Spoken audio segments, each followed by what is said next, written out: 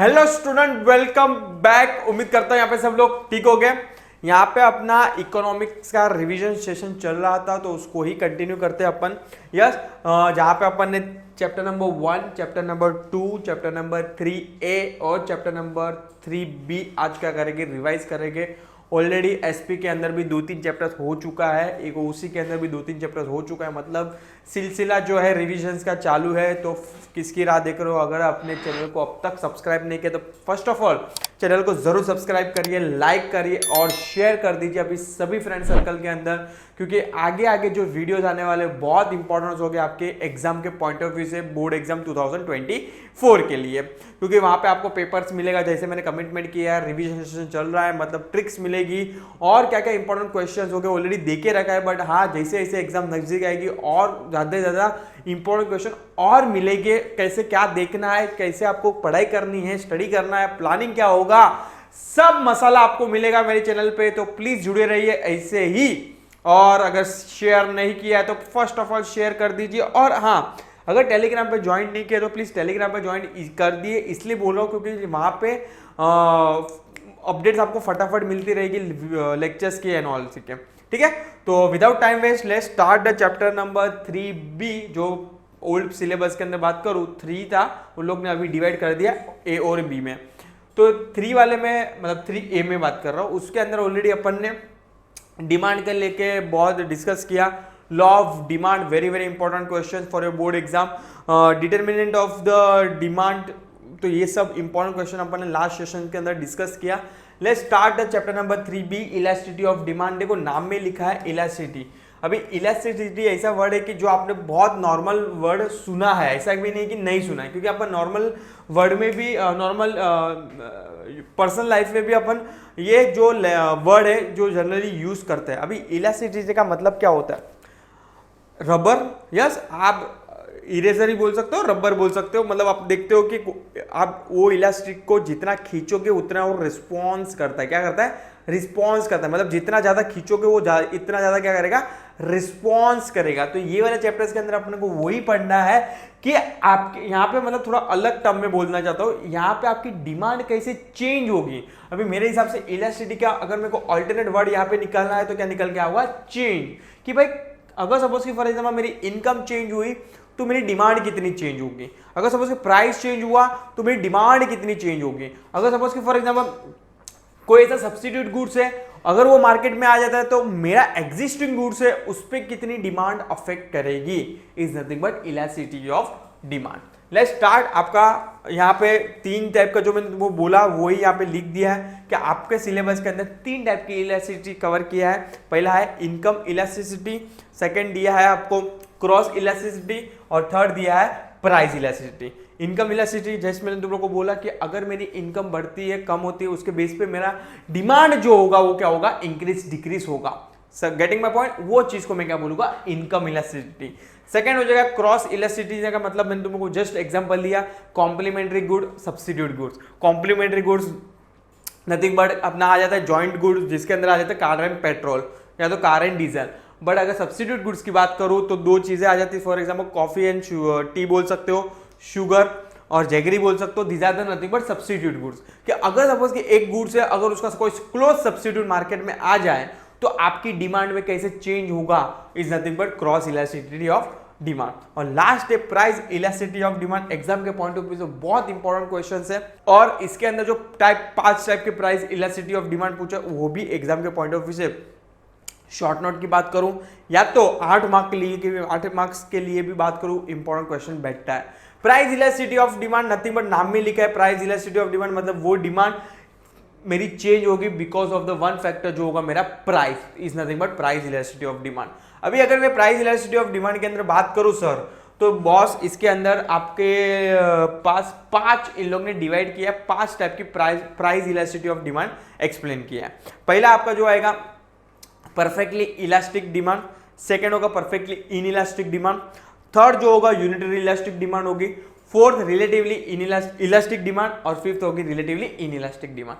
ऐसे करके ये लोग ने क्या किया? एक्सप्लेन किया। 1 बाय 1 देखते हैं, बहुत इंपॉर्टेंट है एग्जाम के पॉइंट ऑफ व्यू से। बच्चे लोग प्लीज हाईलाइट करके रखना, ये ऑलरेडी मैंने इंपॉर्टेंट क्वेश्चन में भी दिया गया।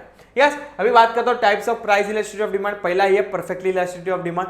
यहाँ पे क्या बोलता है परफेक्टली इलास्टिसिटी ऑफ डिमांड में, ये बोलता है कि या तो मेरा प्राइस जीरो चेंज होगा ना के बराबर, या तो चेंज होगा तो कुछ फर्क नहीं पड़ेगा डिमांड को, मतलब इट्स जीरो, और या तो माइनर चेंज होगा, बट उसके कारण मेरी डिमांड बहुत ड्रास्टिक चेंज हो गई है, मतलब इनफाइनाइट हो गई है, वो चीज को मैं क्या बोलूंगा प्राइस इलास्टिसिटी ऑफ डिमांड बोलूंगा। व्हेन द स्लाइट मतलब हल्का सा चेंज या तो नो चेंज, बट किसमें in price bring about the infinite change in the quantity demanded of that commodity, it is called as a perfectly elasticity demand. मतलब ये actual में मेरे हिसाब से ऐसे टाइप की डिमांड बहुत theoretically is a practical is not possible. अब आप थियोरेटिकल मान के चलो कि आपका जीरो चेंज हो रहा है और सडनली आपका price drastic demand drastic change हो रहा है, ऐसा पॉसिबल नहीं है, क्योंकि आपको खुद को मालूम है कि डिमांड का सबसे बड़ा फैक्टर है जो है प्राइस।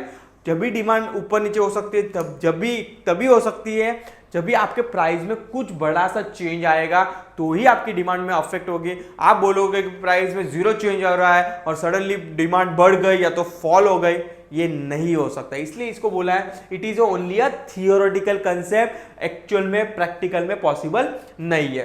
तो यहाँ पे quantity demand divide by price करोगे तो जो चेंज मिलेगा वो कैसे मिलेगा, इनफाइनाइट। साइन किसकी की है, इनफाइनाइट की है। ये डायग्राम देख रहे हो, प्राइस में कुछ चेंज नहीं है बॉस, पर मेरी डिमांड क्या हो रही है, बढ़ते जा रही है, बढ़ते जा रही है, बढ़ते जा रही है, बढ़ते जा रही है, कैमरा के बाहर बढ़ते जा रही है। यस जस्ट एग्जांपल दे रहा हूं, ठीक है। तो जस्ट मैं यहाँ पे तुम लोग को ये बोला था कि प्राइस में zero change but demand infinite, it's nothing but price elasticity of demand. Second आ जाता है price perfectly inelastic demand, जहां पे मेरा प्राइस ऊपर नीचे हो रहा है बट मेरी डिमांड में कोई फर्क नहीं पड़ रहा है, मतलब इसका उल्टा, मतलब ऊपर प्राइस में कुछ चेंज नहीं होता, डिमांड बढ़ते जा रही थी। यहाँ पे प्राइस ऊपर नीचे हो रहा है पर डिमांड मेरा वैसे का वैसा ही है। देखो यहाँ पे दिखेगा आपको कि when the percentage change in the price has no effect on the quantity demanded of the commodity, it is called as a perfectly inelastic demand. यहाँ पे देखोगे, यहाँ पे ये डायग्राम दिखेगा, डायग्राम देख के समझ में आ जाएगा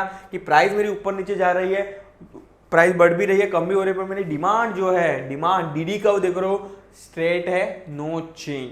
थर्ड आ जाएगा आपको, ये सब ध्यान रखना, इसको बोलते हैं आप कर्व का नाम बोल सकते हो parallel horizontal to parallel to X axis. इसको क्या बोलेंगे, वर्टिकल बोलेंगे। इसको क्या बोलेंगे, वर्टिकल, यहाँ पे लिखा है vertical straight line to the Y axis. Objective इसके लिए बनता है तो ऑब्जेक्ट इसलिए बोल दिया है, ऑब्जेक्टिव में बहुत बार पूछा है।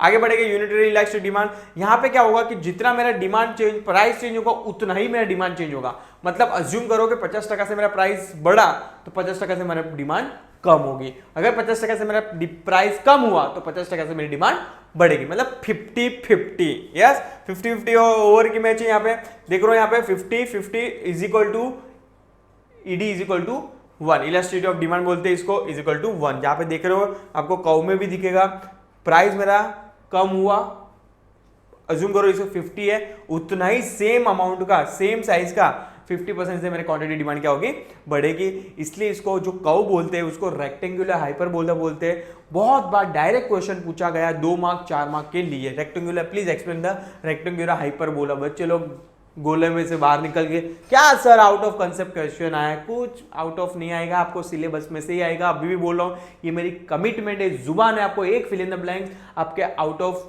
इकोनॉमिक्स से जो बुक दी है यूनिवर्सिटी की, उसके ऊपर से एक फिल इन द ब्लैंक्स नहीं आने वाला है। तो जितना मैं बोल रहा हूँ भरोसा कीजिए, वहां से इतना हड़पिए मत, बुक्स पढ़ लो, रट्टा मार लो, चाट लो बुक्स को।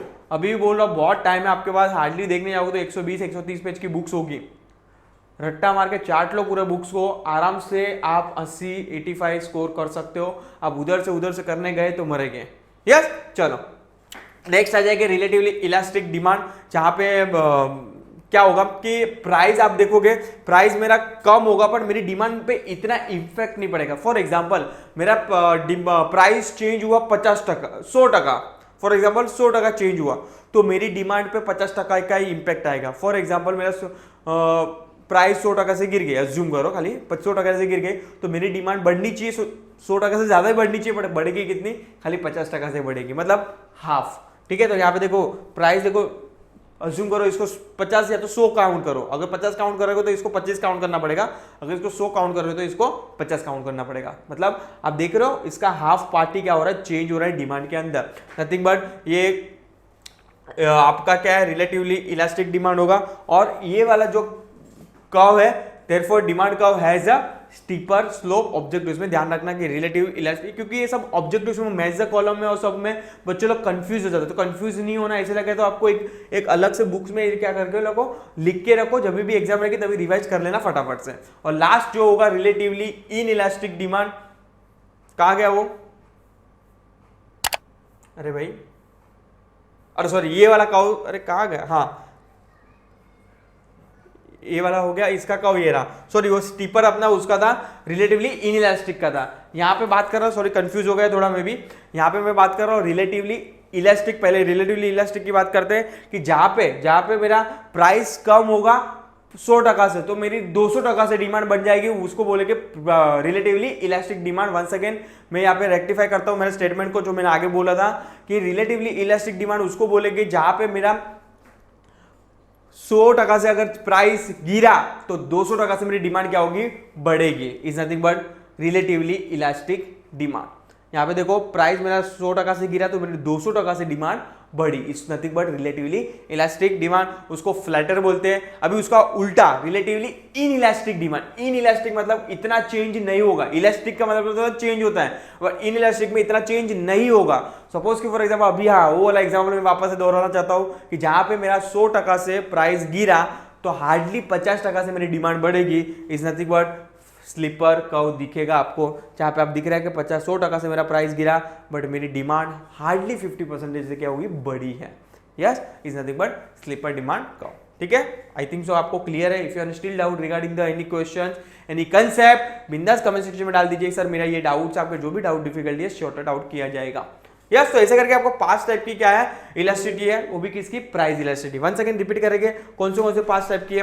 पहला हो गया perfectly elastic, perfectly in elastic, unitary elastic and relatively elastic and relatively in elastic. ऐसे करके क्या है, आपको 5 टाइप की क्या है, इलास्टिसिटी ऑफ डिमांड एक्सप्लेन किया, जो एग्जाम के पॉइंट ऑफ व्यू से वेरी वेरी इंपॉर्टेंट क्वेश्चन बैठ रहा है। शॉर्ट नोट के लिए बोलो या तो फिर ऑब्जेक्टिव्स के अंदर बात करूं, मेजर कॉलम मतलब 2 मार्क 4 मार्क के लिए, सभी के लिए क्या है इंपॉर्टेंट होगा आपका। ठीक है, चलो आगे बढ़ेंगे। Methods of measuring the price elasticity of demand. आपके सिलेबस के अंदर 3 टाइप की आपको क्या दिया है, आपको एक्सप्लेन किया है क्या है मेथड, कि अगर मुझे price elasticity of price elasticity of demand explain करना है तो आपके सिलेबस के अंदर 3 मेथड काउंट किया है। वन बाय वन देखते हैं क्या है। पहला है रेशियो मेथड और परसेंटेज मेथड। नथिंग बट आप जो प्राइस इलास्टिसिटी ऑफ का फॉर्मूला लगाते थे, demand divide by price, is nothing but price और रेशियो परसेंटेज मेथड भी बोल सकते हो आप। देखो यहाँ पे लिखा है percentage change in quantity demand divide by percentage change in price. ये जो आपको दिख रहा है ये वाला, इसका नथिंग बट चेंज में होता है परसेंटेज, शॉर्ट में लिखा है percentage change in quantity demand divide by percentage change in quantity price. इसका मतलब होता है चेंज। समझ में आ रहा है? आई होप तुम लोग को मालूम ही होगा, डिटेल में वीडियोस देखे रहेंगे तो। यस, तो ये जो भी परसेंटेज आता है इसको नथिंग बट रेशियो मेथड भी बोलते हैं, परसेंटेज मेथड भी बोलते हैं। और ऑल्टरनेट टर्म में ऑब्जेक्टिव्स में बहुत बार पूछा गया है, अरिथमेटिकल मेथड भी बोलते हैं। तो प्लीज बच्चे लोग इसको ऑब्जेक्टिव्स में हाईलाइट करके रखना। चलो मेरा काम हो गया, आगे बढ़ेंगे। सेकेंड मेथड जो होगी आपकी total expenditure method. Total expenditure कैसे आता है, प्राइस इंटू क्वांटिटी डिवाइड कर, और प्राइस इंटू क्वांटिटी करूंगा, इस nothing but total expenditure method. Total outlay method भी बहुत बार इसको बोला गया है, और ये सभी मेथड मार्शल ने एक्सप्लेन किया। तो वंस अगेन ऑब्जेक्टिव्स के लिए ध्यान रखना। रेशियो मेथड की बात करूं, total expenditure, this method is also developed by the professor Marshall. Yes, तो यहाँ पे टोटल एक्सपेंडिचर के अंदर क्या होगा, प्राइस इंटू क्वांटिटी डिमांड करूंगा, is nothing but total expenditure method बोलेंगे इसको। यहाँ पे 3 डिवाइड किया टोटल एक्सपेंडिचर के अंदर, same relatively elastic, relatively in elastic और थर्ड यूनिटरी इलास्टिक। ऐसे करके 3 एक्सप्लेन किया है। वो सेम रिलेटिवली इलास्टिक मतलब ग्रेटर देन 1, यूनिटरी इलास्टिक मतलब ईडी इज इक्वल टू 1 और रिलेटिवली इन इलास्टिक मतलब लेस देन 1। मतलब यहाँ पे मेरा प्राइस चेंज होगा, अगर मेरा प्राइस चेंज होगा तो कमोडिटी इंक्रीज होगी बहुत ज्यादा, मतलब यहाँ पे एक्सपेंडिचर बोल सकता हूँ, सॉरी आउटले का मतलब एक्सपेंडिचर बोल सकता हूँ, ज्यादा होगा। अगर सपोज कि फॉर एग्जांपल यहाँ पे मेरा जितना प्राइस चेंज हो रहा है उतना ही same outlay is nothing but constant, is nothing but elastic, unitary elastic demand. अगर रिलेटिवली इनइलास्टिक की बात करूं, प्राइस चेंज हो रहा है बट मेरे आउटले क्या हो रहा है, डिक्रीज हो रहा है, कम हो रहा है, nothing but is less than 1 is nothing but relatively inelastic demand. ऐसे करके तीन एक्सपेंडिचर को तीन में एक्सप्लेन किया है, जहां पे देख रहे हो यहाँ पे इन लोगों ने टेबल फॉर्मेट में इजीली एक्सप्लेन किया है। पहला ही है ग्रेटर देन 1 वाला, कि जहां पे आप देख रहे हो प्राइस मेरा 10 था पहले, क्वांटिटी डिमांड 6 था, तो मेरा टोटल एक्सपेंडिचर कितना था, 60 था, मतलब टोटल खर्चा बोल सकते हो आप। पर जहां पे मेरा प्राइस इंक्रीज हुआ, ऑफकोर्स डिमांड कम ही होगी ना, प्राइस इंक्रीज होगा तो मेरी डिमांड क्या हो जाएगी, कम हो जाएगी। बट मेरा टोटल खर्चे की बात करो, टोटल खर्चा भी क्या होगा, बढ़ेगा। डिमांड क्वांटिटी डिमांड मैंने कम की तो भी मेरा खर्चा क्या हो रहा है, बढ़ रहा है, nothing but ED is greater than 1। अभी यहाँ पे बात करते हैं बी वाले पार्ट में, देखो यहाँ पे मेरा डिमांड प्राइस बढ़ रहा है, डिमांड कम हो रहा है, पर मेरा खर्चा उतना ही रह रहा है। देखो यहाँ पे एग्जांपल दिया, 30 प्राइस था, क्वांटिटी में कितना बाय कर रहा था, 4 बाय कर रहा था, तो भी मेरा खर्चा कितना था, 120। अभी बात करो 40, प्राइस बढ़ा, क्वांटिटी डिमांड देख रहे हो कम हो रहा है, 4 से 3 हो रहा है, बट खर्चा देख रहे हो 40 इंटू 3 करोगे तो भी 120 ही रहेगा। मतलब मेरा टोटल आउटले पे इतना फर्क नहीं पड़ा, मतलब is nothing but ED is equal to 1 unitary elastic demand बोल सकते हो। और लास्ट लेस देन 1, जहां पे प्राइस देख रहे हो बढ़ रहा है, यहाँ पे भी प्राइस बढ़ रहा है, क्वांटिटी डिमांड क्या हो रही है, कम हो रही है, पर अल्टीमेटली जो मेरा खर्चा है वो भी क्या हो रहा है, कम हो रहा है, इसलिए लेस देन 1। जो अपने ऊपर पड़ा वो क्वांटिटी डिमांड का था, ये टोटल आउटले का है, नथिंग बट टोटल एक्सपेंडिचर का है। नेक्स्ट आ जाएगा पॉइंट मेथड और जियोमेट्रिक मेथड। ये भी मार्शल ने दिया है, देखो तीन आपको जो मेथड एक्सप्लेन किया है मार्शल ने एक्सप्लेन किया है, तो ऑब्जेक्टिव्स में आएगा तो कंफ्यूज नहीं होने का है। तो पॉइंट मेथड के अंदर और जियोमेट्रिक के अंदर बात करूं तो point is a base to calculate your elasticity of demand, जहां पे आपको लीनियर डिमांड कर्व और नॉन लीनियर डिमांड कर्व को क्या किया है, एलोबरेट किया है, एक्सप्लेन किया है। अभी ये यहाँ पे देखोगे तो इन लोग ने P इज अ टारगेट, जहां पे लीनियर डिमांड कर्व की बात करूं तो इज अ स्ट्रेट लाइन है, और यहाँ पे देखो मैं थोड़ा ऊपर ले लेता हूँ, दोनों को साइमल्टेनियसली एक्सप्लेन करने की ट्राई करता हूँ। देखो यहाँ पे आपको दिखेगा लीनियर डिमांड कर्व के अंदर बात करूँ तो यहाँ पे जो कर्व है वो स्ट्रेट लाइन है, बट अगर मैं बात करूँ नॉन लीनियर डिमांड कर्व की तो यहाँ पे आप देखोगे तो कर्व जो होगा जैसे रेक्टेंगुलर हाइपरबोला जैसा कर्व दिख रहा है यहाँ पे, मतलब एक यहाँ पे जो कर्व का नाम भी इन लोग ने एक्सप्लेन किया था, 1 मिनट को ऊपर लिखा है कहाँ पे तो कि कॉन्वेक्स टू द ओरिजिन, मतलब ये curve non linear demand curve है, मतलब एक राउंड शेप में आपको लाइक हाइपरबोला जैसा कर्व दिख रहा है यहाँ पे। तो यहाँ पे इन लोग ने सेम एक्सप्लेन किया है, इन लोग ने सेम मतलब elasticity, relatively inelasticity and unitary elasticity, ये डायग्राम को एक्सप्लेन किया है कि मतलब यहाँ से अगर यहाँ से डिवाइड करोगे तो कितना होगा, यहाँ से यहाँ पे डिवाइड करोगे तो कितना होगा, यहाँ से यहाँ पे। तो ये पूरा एक्सप्लेनेशन यहाँ पे दिया है डिटेल में। अगर वीडियो चाहिए तो ऑलरेडी मैंने बनाया, प्लीज जाके देख लीजिए। ये प्योरली रिवीजन सेशन है, सब चीजें यहाँ पे नहीं पढ़ा पाऊंगा, फटाफट जाना है अपना आगे बढ़ना है। यस, आगे बढ़ेंगे। Factor influencing the elasticity of demand. अगर कौन से ऐसे मेरे फैक्टर है जो मेरे इलास्टिसिटी ऑफ डिमांड को अफेक्ट करेगा, मतलब कौन से ऐसे मेरे फैक्टर है जो मेरी डिमांड को ऊपर नीचे कर सकता है, is nothing but factor affecting elasticity of demand. पहला ये नेचर ऑफ कमोडिटी की, आपका कमोडिटी कैसा है। सपोज कि फॉर एग्जांपल लग्जरी आइटम की बात करूं, कंफर्ट आइटम की बात करूं, जो मेरी डिमांड को इतना नहीं चेंज करेगा।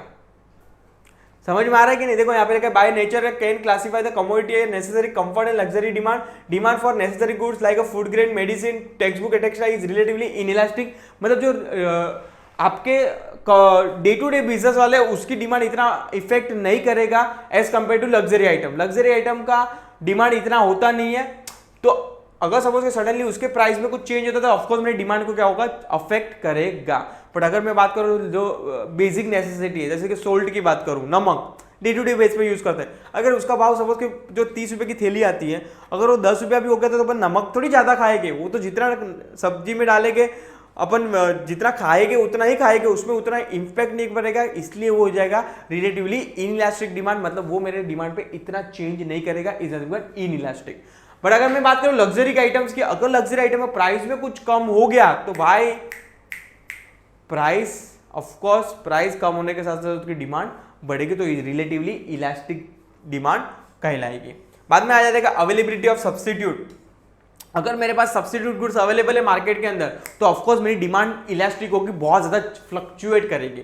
अगर अज्यूम करो कि मार्केट में कोई कमोडिटी सब्स्टिट्यूट गुड्स है ही नहीं, तो ऑफकोर्स अपनी मार्केट के अंदर कोई सब्स्टिट्यूट है ही नहीं, तो ऑफकोर्स आपकी डिमांड इतनी इफेक्ट नहीं करेगी, मतलब इतनी चेंज नहीं होगी, इसलिए ये इनइलास्टिक रहेगा। देखो यहाँ पे लिखा है demand for a commodity will be a more elastic if it is a close substitute, मतलब ज्यादा चेंजेस देगी अगर मार्केट में सब्स्टिट्यूट गुड्स है जैसे कॉफी एंड टी। बट अगर सपोज कि for example commodity having a no close substitute like salt का कोई सब्स्टिट्यूट नहीं है, हाँ ब्रांड अलग अलग हो सकती है, टाटा नमक एंड ऑल, पर हाँ उसके अंदर नमक का टेस्ट तो एक ही है ना, समझ में आ रहा है कि नहीं, पर उसके अंदर मेरी इलास्टिसिटी इतना चेंज नहीं करेगी, मतलब ये हो जाएगा इनइलास्टिक डिमांड, जिसका कोई कॉम्पिटिशन नहीं है जो प्रोडक्ट का, उसकी डिमांड में इतना चेंज आता नहीं है। अगर सपोज के क्लोज सब्स्टिट्यूट होगा तो ऑफकोर्स डिमांड में बहुत ज्यादा चेंज आएगा। देखो इलास्टिक एंड नॉन इलास्टिक में फर्क इतना ही है, इलास्टिक मतलब ज्यादा चेंज होना और नॉन इन इलास्टिक मतलब इतना चेंज होगा नहीं, नो इफेक्ट बोल सकते हो आप। यस, नेक्स्ट हो जाएगा number of use. Of course अगर सपोज कि फॉर एग्जांपल मल्टीपर्पज यूज के लिए कोई गुड्स है जैसे कि electricity is a more elastic, मतलब उसकी चेंजेस बहुत ज्यादा हो सकती है, करेक्ट, तो वो एक मल्टीपर्पज यूज होगी तो सम लेवल पे वो लेस इलास्टिक हो सकता है। बट एक अगर मैं डिटेल में बात करूं उसको तो एक नया मतलब एक मोर एक्सटेंड लेवल पे मैं बात करूं तो उसकी इलास्टिसिटी इतना चेंज नहीं होगी जितना जो लग्जरी आइटम्स मैंने बात किया, लग्जरी आइटम्स हो गई। बाद में अपन बात किया सब्स्टिट्यूट आइटम्स, इतना चेंज नहीं करेगी मेरी किसको, मल्टीपर्पज यूज को। अगर मल्टीपर्पज है जैसे कि वन ऑफ द बात की कोल हो गया, इलेक्ट्रिसिटी हो गई, जिसकी चेंज इतना नहीं होगी, मतलब होगी पर इतना इफेक्ट दिखेगी नहीं, इसलिए आप बोलने चाहो तो आप बोल सकते हो is a less elasticity of demand. Habits की कुछ बात करूं, सपोज कि ड्रंकर हो गया, ड्रग्स ले रहा है, उसकी इलास्टिसिटी में इतना चेंज नहीं आएगा, वो जितना ले रहा है उतना ही लेगा, उसके प्राइस से कोई लेना देना नहीं होगा, वो जितना ले रहा है उतना ही लेगा वो, इसलिए उसकी भी प्राइस भले नीचे आ जाएगा। ऐसा है कि प्राइस कम होगी तो सब ड्रग्स लेना शुरू करेंगे, नहीं, उसकी डिमांड इनइलास्टिक ही रहेगी, उसकी डिमांड में कोई फर्क नहीं पड़ेगा, इसलिए वो इनइलास्टिक रहेगा। यहाँ पे लिखा है, पढ़ लेना। ड्यूरेबिलिटी की बात करूं कि अगर जिसका गुड्स बहुत ज्यादा टाइम तक टिकने वाला, जैसे कि furniture is a durable good जो बिगड़ता नहीं है जनरली, तो उसकी डिमांड रिलेटिवली इलास्टिक होती है, बहुत ज्यादा चेंज होती है, क्योंकि वो अगर प्राइस कम हुआ उसका तो आपको मालूम है कि भाई सपोज कि प्राइस कम हुआ, मेरे को फर्नीचर लेना है, सोफा लेना है, तो प्राइस अगर सपोज कि सडनली 50% हो जाता तो इवन तो अपने को जरूरत नहीं है तो भी अपन ले लेते कि भाई अब बिगड़ने वाला तो है नहीं, पड़ा रहेगा घर में, तो उसकी चेंजेस दिखेगी आपको, इसलिए क्या हो जाएगा रिलेटिवली इलास्टिक डिमांड। बाद में आ जाएगा कॉम्प्लीमेंट्री गुड्स, उसकी भी बात करूँ जनरली उसकी भी प्राइस में उतना कुछ चेंज नहीं होता है, वो डिपेंड करता है कि जॉइंट गुड्स मतलब कार पे क्या इंपैक्ट पड़ रहा है तो उसके करस्पॉन्डिंगली डीजल पे क्या होगा इंपैक्ट पड़ेगा। इनकम ऑफ द कंज्यूमर, बाद में सब एक्सप्लेन नहीं करने बैठूंगा। Urgency of needs and time period, तो ये ज्यादा nothing but factor affecting elasticity of demand, ये कौन से ऐसे मेरे फैक्टर्स हो गए जो मेरे डिमांड पे इफेक्ट करेगा, या तो इलास्टिक या तो in elastic.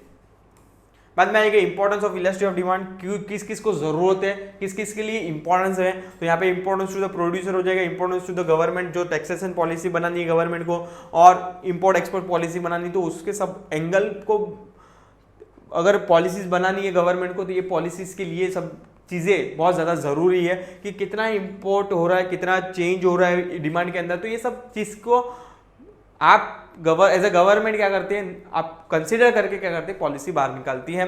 Important in factor pricing, बाद में हो जाएगा importance in a foreign trade and public utilities and proportion of the expenditure, तो these are nothing but elasticity of demand कहाँ का कंसिडर किया जाता है, कहाँ का उसका इंपॉर्टेंस है। जनरली ये तो बहुत लिमिटेड आपको ऑप्शंस दिए, इसके अलावा बहुत जगह इलास्टिसिटी ऑफ डिमांड का क्या होता है इम्पैक्ट होता है। यस, तो यहाँ पे आपका चैप्टर्स नंबर 3B सॉल्व हो जाता है। अगर आपको कोई स्पेसिफिक डाउट है, कोई स्पेसिफिक पॉइंट को लेके, तो बिंदास कमेंट सेक्शन में डाल देना। ऑलरेडी मैंने डिटेल वीडियोस बना दिया है इसका, तो आप मेरे प्लेलिस्ट में जाना है, आपको डिटेल में दिखेगा। आपको लग रहा है कि हिरेन सर यहाँ पे भगा रहे हैं, यहाँ पे भगा नहीं रहा हूँ, यहाँ पे रिविजन है, इसलिए रिविजन के तरह पढ़ा रहा हूँ तुम लोग को। अगर आपको डिटेल में वीडियोस चाहिए तो ऑलरेडी मैंने डिटेल वीडियोस लाइव सेशन में मैंने पढ़ाया था। आप जाओगे प्ले लिस्ट में जाओगे तो आपको वीडियोस दिखेगा, डिटेल में एक एक लाइन को क्या किया है एक्सप्लेन किया है। यहाँ पे क्या टाइम थोड़ा कम होता है, मुझे 20 25 30 मिनट में क्या करना है कंक्लूड करना है, इसलिए फटाफट घुमा देता हूँ, मतलब फटाफट भगा देता हूँ। पर हाँ प्योरली रिवीजन सेशन है, रिवीजन में इतना ही मिलेगा आपको, डिटेल वीडियो आपको पास ऑलरेडी है, देख लेना। नेक्स्ट वीडियो में अपन कंटिन्यू करेंगे चैप्टर नंबर 4 को, जहां पे अपन पढ़ेंगे इंपॉर्टेंट क्वेश्चन जो होगा लॉ ऑफ सप्लाई। यस, तो टिल टाइम प्लीज चैनल के लिए अपडेट रहिए। कोई स्पेसिफिक कमेंट हो तो बिंदास कमेंट सेक्शन में डाल दिए, और हाँ चाहते जाते अगर लाइक नहीं किया तो प्लीज वीडियो को लाइक कर दीजिए, शेयर कर दीजिए और सब्सक्राइब कर दीजिए चैनल को, और सबसे इंपॉर्टेंट चीज़ है शेयर करना अपने सभी फ्रेंड सर्कल के लिए। Thank you so much.